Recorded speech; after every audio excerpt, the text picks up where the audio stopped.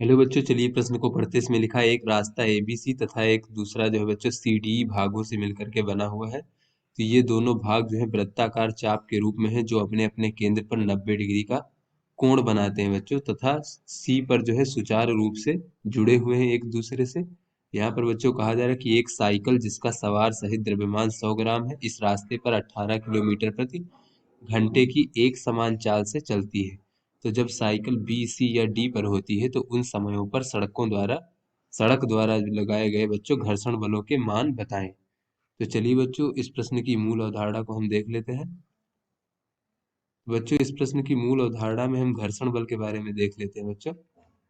बच्चों कोई भी इस प्रकार से सतह मान लेते हैं बच्चों, इसके ऊपर हमारा कोई वस्तु रखा हुआ है। तो बच्चों जब ये वस्तु इस प्रकार से रखा हुआ है तब इस पर कोई सतह द्वारा कोई भी घर्षण बल नहीं लगाया जाएगा। घर्षण बल जो होता है बच्चों वो दो वस्तुओं के बीच में सापेक्षिक या फिर दो सतहों के बीच में सापेक्षिक गति का विरोध करता है। तो बच्चों जब ये एक दूसरे के प्रति सापेक्षिक गति करने का प्रयास नहीं करेंगे तो इनके बीच में कोई घर्षण बल नहीं लगेगा। किंतु अगर हम इस वस्तु पर इस दिशा में एक बल लगा करके बच्चों इस दोनों सतहों के बीच में सापेक्षिक गति कराना चाहे तब ये सतह जो होगी बच्चों इस पर एक घर्षण बल इस प्रकार से लगाएगी जिससे कि सापेक्षिक गति का विरोध हो सके। तो बच्चों जब तक ये जो वाह्य बल है इसका मान जो है बच्चों ये हमारा जो अधिकतम घर्षण बल है उससे कम है। तो बच्चों ये अधिकतम घर्षण बल इस प्रकार से मान लेते हैं।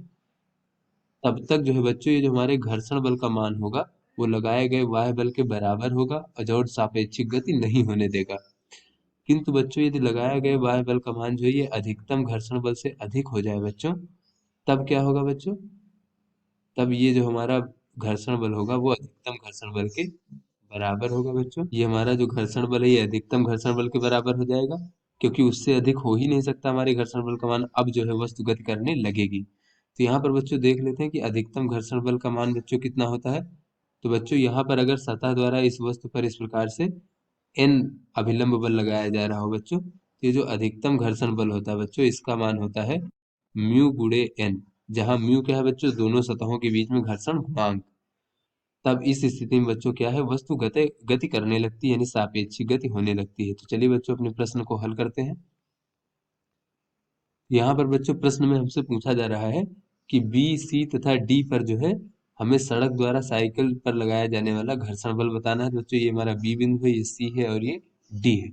तो बच्चों यहाँ पर हम देख रहे हैं कि बी बिंदु पर जब हमारा सवार है तब इस पर हमारा जो गुरुत्वाकर्षण बल नीचे की ओर लगेगा और अभिलंब बल इस प्रकार से ऊपर की ओर लगेगा। और बच्चों ये हमारा बच्चों ये वृत्ताकार पथ पर गति कर रहा है, इसकी वजह से बच्चों जो अपकेंद्र बल है ये भी ऊपर की ओर लगेगा।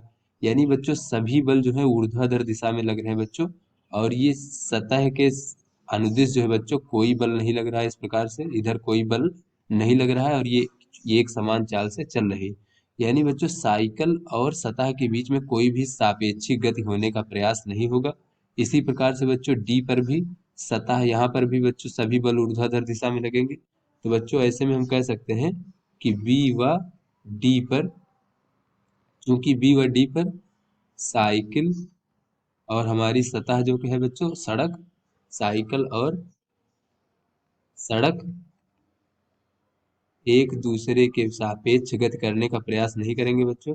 एक दूसरे के सापेक्ष, या बच्चों यहाँ पे कह सकते हैं साइकिल के टायर की सतह, टायर की जो सतह है बच्चों वो और सड़क एक दूसरे के सापेक्ष गति का प्रयास नहीं करते हैं और सभी बल केवल ऊर्ध्वाधर दिशा में लगते हैं बच्चों, ऊर्ध्वाधर। बच्चों सड़क के अनुदिश कोई भी बल जो है उसको गति कराने का प्रयास नहीं कर रहा है, केवल ऊर्ध्वाधर दिशा में ही लगते हैं। तो ऐसे में बच्चों इसलिए जैसा कि हमने मूल अवधारणा में देखा कि जब तक कोई बल जो है इन दोनों सतहों के बीच में सापेक्षिक गति कराने का प्रयास नहीं करेगा तब तक इस पर घर्षण बल नहीं लगेगा। इसलिए सड़क द्वारा लगाए गए घर्षण बल का मान शून्य होगा। बच्चों बी और डी में जो है घर्षण बल का मान शून्य होगा। तो बच्चों यहाँ पर भी एफ का मान शून्य होगा और यहाँ पर भी एफ का मान शून्य होगा। अब चलिए बच्चों सी बिंदु पर देख लेते हैं। तो बच्चों सी बिंदु पर हमारा साइकिल सवार इस प्रकार से होगा बच्चों, ये हमारे कुछ कोण पर बच्चों झुका होगा इस प्रकार से। तो यहाँ बच्चों हम देख लेते हैं ये किस कोण पर झुका है बच्चों। तो ये कहा जा रहा है कि दोनों ही जो वृत्त हैं ये अपने केंद्र पर 90 डिग्री का कोण बना रहे हैं बच्चों। तो बच्चों ये जो इस प्रकार से देखें, अगर ये पूरा कोण जो है बच्चों ये 90 डिग्री है, तो बच्चों ये आधा कोण जो है 45 डिग्री होगा। तो बच्चों इस प्रकार से यहाँ पर अगर देखें तो ये भी हमारा 45 डिग्री होगा बच्चों। तो ये हमारा गुरुत्वाकर्षण बल नीचे की ओर लग रहा होगा mg। तो बच्चों mg का जो ये घटक है बच्चों mg cos theta, mg cos theta, ये तो बच्चों हमारा सतह के अभिलंबवत है।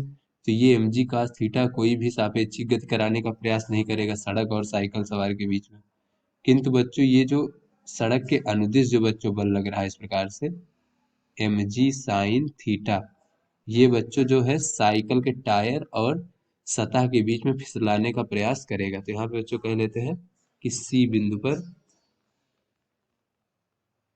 mg sin थीटा जो बच्चों बल है, बल साइकिल के टायर और सड़क के बीच सापेक्षिक गति कराने का प्रयत्न करेगा। किंतु बच्चों जैसा कि हमसे प्रश्न में कहा जा रहा है कि ये जो इस रास्ते पर साइकिल 18 किलोमीटर प्रति घंटे की एक समान चाल से चलती है, यानी इसकी चाल परिवर्तित नहीं होती है, यानी ये फिसलती नहीं है। तो यहाँ पे देख लेते हैं, किंतु साइकिल एक समान चाल से चलती है, अर्थात फिसलती नहीं है। तो जो बच्चों जब फिसलती नहीं है यानी कि सापेक्षिक गति नहीं होती है, यहाँ पे कह लेते हैं अर्थात सापेक्षिक गति नहीं होती है। बच्चों जब हमने मूल उदाहरण में देखा था कि सापेक्षिक गति कब नहीं होती बच्चों, जब यहाँ पर ये लगने वाला जो वाह बल है ये घर्षण बल से कम होता है। तो ऐसी स्थिति में बच्चों ये जो है हमारा घर्षण बल ये वाह बल के बराबर होता है। तो यहाँ से बच्चों हम कह सकते हैं अतः ये जो घर्षण बल होगा बच्चों ये mg sin थीटा के बराबर होगा। तो बच्चों m का मान यहाँ 100 है, गुरुत्वीय त्वरण का मान 10 मान लेते हैं और साइन थीटा का मान बच्चों 45 डिग्री। तो इस प्रकार से हो जाएगा 1000 गुणे साइन 45 डिग्री का मान बच्चों वर्गमूल 2 होता है। तो बच्चों जब हम इसको हल करेंगे इस प्रकार से तो ये हमें प्राप्त हो जाएगा बच्चों 707 न्यूटन। अतः बच्चों सी बिंदु पर लगने वाले घर्षण बल का मान 707 न्यूटन होगा और बी और डी पर बिंदु पर बच्चों घर्षण बल का मान जो है 0 होगा और यहाँ पर घर्षण बल जो है 707 न्यूटन होगा। तो आशा करते हैं बच्चों ये आपको समझ में आ गया होगा। धन्यवाद।